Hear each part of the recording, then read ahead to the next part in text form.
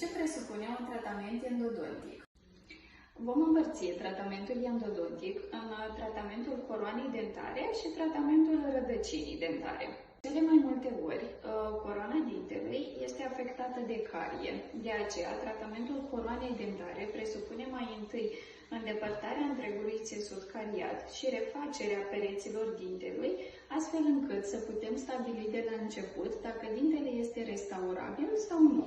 Vom trece apoi la tratamentul rădăcinii dentare. Vom îndepărta nervul, vom curăța și vom iriga cu soluții, iar în final, rădăcina dintelui va primi tratamentul de canal definitiv.